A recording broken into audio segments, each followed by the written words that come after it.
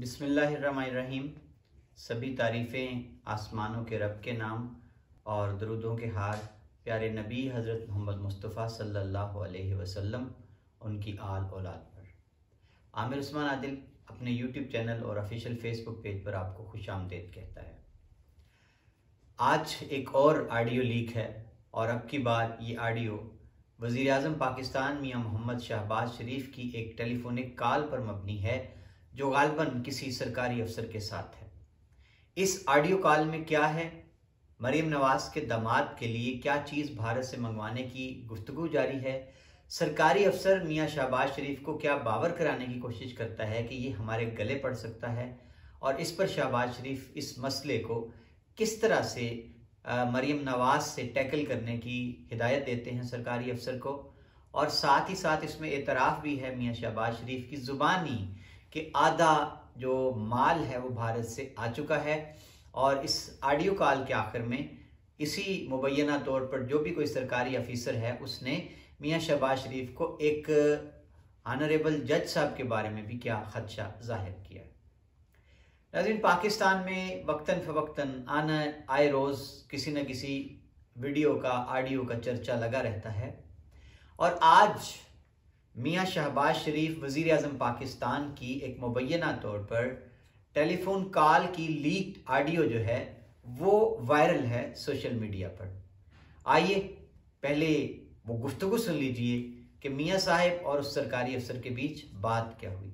3-4 महीने बाद डालने तरफ फ्लैग आएगा था, चलिए उसको फिर उनको ऑन बोर्ड लेके उसकी बीवी का वैसे भी सर्जरी हुई है तो कोई थोड़ा सा रेस्ट करके एक काम सर, कल मुझे मरियम साहबा ने व्हाट्सएप किया था, हमारा थोड़ा सा चैट हुआ था, वो बिल्कुल नहीं करने का सर, बहुत फ्लैग आया। क्या ये जो इनके दामाद है ना सर राहील, ये कोई वो मुझे दिया क्या उनका केस दिया, आप उसको देख लेंगे सर। मेरी बात सुने ना, उसका तरीका है ना, मुझे रात बात की थी, he's her son-in-law and very dear to her and rightly so करके लॉजिकली आप बैठ के उनको मिल के या ये मिलने के जी ये इश्यूज हैं, ये मेरे ख्याल से दो काम होता है सर। एक उनका ग्रेड स्टेशन आधा आ गया हुआ इंडिया से प्लांट, वही है ना, ऐसा ही है सर। हाँ, तो बाकी आधा रह गया हुआ है सर। इशू ये है कि वो पहले जाएगा ईसीसी में, फिर आएगा कैबिनेट में।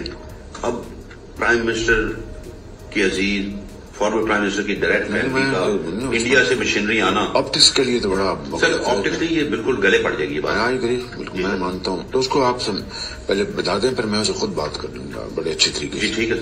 वो दूसरा जो काम है ना सर, उनका मैस्को वाला जो ग्रेट स्टेशन की उन्होंने इत्तेहाद पार्क बनाया रईगर खान में, वो हम करा रहे हैं। अच्छा, दो काम बताए थे। पहला तो मैंने कहा मैं अभी लग जाता हूँ। इत्तेहाद पार्क क्या है? कोई वहाँ हाउसिंग सोसाइटी बना रहे होंगे सर। अच्छा, तो हाउसिंग सोसाइटी में अपना गेट स्टेशन बनाना पड़ेगा। वो एक नेशनल वे में हो जाए बस, वो तो हो जाएगा सर, वो तो रोज लोग कराते हैं, कोई इशू नहीं। लेकिन ये जो है ना सर, इंडिया से मिशन लाने में बड़ा फ्लैग आएगा। जी जी। और फिर होता ना सर, चुपके से आ जाती, ईसीसी में ले जाना, वहाँ डिस्कस होना इस नाम से, फिर कैबिनेट में डिस्कस होना। उसको आप बात करें, फिर मैं जब लंदन से अपना टर्की जाऊंगा मैं खुद बुला के समझा दूंगा। मेरी राय तो ये है सर कि मुनासिब वक्त पे हम डार साहब की ड्यूटी लगाए, वो कर लेते हैं सर। वो बड़े मियां साहब से गाड़ी भी उन्होंने रिव्यू करा ली थी, वो फिर नहीं गई सर। ठीक है, फिर इस तरह कर रहे हैं। जी सर, इस तरह कर रहे हैं। ठीक। बाकी सर ध्यान की बात है सर, ये आमिर इलियास राना भी कल हमें फवाद साहब भी मिले थे। ये सब लोग कह रहे हैं सर कि बहुत तसल्ली कर लें, ये मकबूल बाकिर में आप वही गलती करने जा रहे हैं जो आपने की थी जावेद। जी नाज़रीन, अभी तक उस अफसर का कोई नाम सामने नहीं आया जिससे मियां शहबाज शरीफ की गुफ्तगू टेलीफोन पर हुई है। गुफ्तगू के आगाज में वो जो भी कोई सरकारी अफसर हैं वो मियां शहबाज शरीफ से कुछ कहते हैं और वो किसी की बीवी की सर्जरी का जिक्र भी आता है।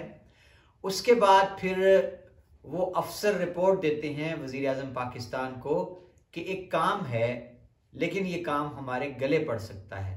और वो काम क्या बताते हैं कि मेरी मोहतरमा मरियम नवाज साहिबा से चैट हुई है, और ये उनकी जो गुफ्तगू है जिसका उन्होंने हवाला दिया है वो गालबन मरीम नवाज से उनकी व्हाट्सएप पे ही चैट हो सकती है। खैर, वो कहते हैं जी कि जो काम उन्होंने मुझे बोला है वो काम ऐसा हसास नौयत का है कि वो हमारे कल को गले पड़ सकता है। शहबाज शरीफ साहब पूछते हैं वो क्या है, कैसे है। फिर वो वजाहत करते हैं कि मरियम बीबी ने काम दो बोले थे, एक उनमें से काम ये है कि भारत से उनके दामाद हैं राहील, उनके लिए पावर प्लांट की मशीनरी या पावर प्लांट जो है वो मंगवाना है। और आपको पता है कि ये बड़ा ही नाजुक और गंभीर काम है। इस पर मियाँ शहबाज शरीफ साहब कहते हैं कि आप उनको कायल करने की कोशिश करें, और इस पर वो दोबारा कहते हैं ऑफिसर कि ये कोई मामूली काम नहीं है, ये पहले ईसीसी में जाएगा मामला, फिर ये जाएगा काबीना में जाएगा, क्योंकि इसमें जब नाम आएगा एक साबका वज़ीर आज़म के अजीज़ का और एक मौजूदा वज़ीर आज़म के अजीज़ का, तो बड़ा मामला उछलेगा और ये कल को हमारे गले भी पड़ सकता है। इस पर शहबाज शरीफ साहब खुद ही कह देते हैं कि वो जो आधा प्लांट आ चुका है वही ना, यानी ये उनके इल्म में है। पहले वो बिल्कुल बड़ी कसर नफसी से काम लेते हुए तजाहल आरफाना का इजहार करते हैं जैसे उनको कुछ भी पता ही नहीं है, और फिर खुद ही कह देते हैं कि वो जो आधा प्लांट आ चुका है, इस सादगी पे कौन ना मर जाए या खुदा, लड़ते भी हैं और हाथ में तलवार भी नहीं। या यूं कह लीजिए कि कैसा पर्दा है कि चिलमन से लगे बैठे हैं, साफ छुपते भी नहीं, सामने आते भी नहीं। तो मियाँ साहब जो हैं फिर कहते हैं जी कि आप एक बार मरियम बीबी से बात कर लीजिए, उनको इस मामले की हसासियत और नज़ाकत से आगाह कर दीजिए, उसके बाद मैं खुद संभाल लूँगा, मैं अच्छे से उनसे बात कर लूँगा। ये गुफ्तगू है मियाँ साहब की उन सरकारी अफिसर साहब से। इसके बाद वो जनाब मौसूफ अगले काम का जिक्र करते हैं कि मरियम बीबी ने जो दूसरा काम उनके ज़िम्मे लगा रखा है वो रहीम यार खां में एक पार्क है, इत्तेहाद पार्क, उन्होंने जिक्र किया, और इस पर मियाँ साहब ने एक बार फिर चौंक कर सवाल किया जैसे उन्हें कुछ भी पता नहीं कि ये इत्तेहाद पार्क क्या है। इस पर वो साहब कहते हैं कि ये कोई हाउसिंग सोसाइटी है वहाँ पे, और उसमें एक ग्रिड स्टेशन का सवाल है।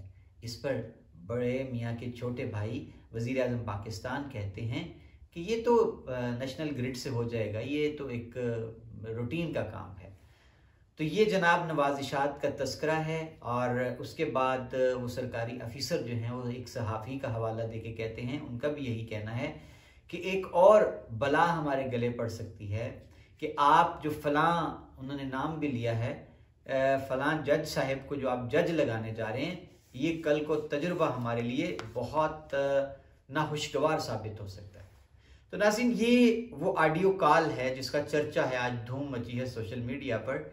इससे तज्जिया निगार जो हैं उनका ये कहना है कि इस हुकूमत के बरसर इक़्तिदार आते ही जो सबसे पहले भारत से तिजारत खोलने की बातें हुई हैं, अब ये बिल्ली थैले से बाहर आ चुकी है और खुलकर बातें होने लगी हैं। क्योंकि इमरान खान के दौर में जब भारत ने कश्मीरियों का आइनी हक जो था वो छीना, गस्ब किया, दस्तूरी जो हैसियत थी मकबूजा कश्मीर की रियासत की, उसको पामाल किया, रौंद दिया।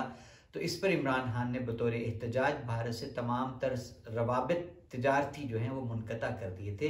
लेकिन मौजूदा हुकूमत ने आते ही मिफ्ता जी ने फौरी तौर पर ये बातें ज़ाहिर करना शुरू कर दी कि हमें प्रेशर है आलमी ताकतों का कि भारत के साथ तिजारत करो। तो अब आज जो शहबाज शरीफ साहब की ऑडियो कॉल लीक हुई है, इससे एक बात तो बड़ी वाज़ेह हो चुकी है कि खुफिया रवाबित, बैकडोर राब्ते, चाहे वो खुफिया तिजारत है या इस ख़ानदान के रवाबित, तो कोई ढके छुपे नहीं हैं। माजी में आपने देखी सिफारतकारी साड़ियों की, आमों की, कि मियाँ मोहम्मद नवाज शरीफ साहब ने मोदी जी की वालदा के लिए साड़ियों का तोहफा भिजवाया था, और मोदी जी लाओ लश्कर समेत अचानक पाकिस्तान आ गए थे, और बग़ैर इमिग्रेशन के उनके साथ वफद में जितने लोग थे उनको फौरी तौर पर जाती अमरा लाया गया था।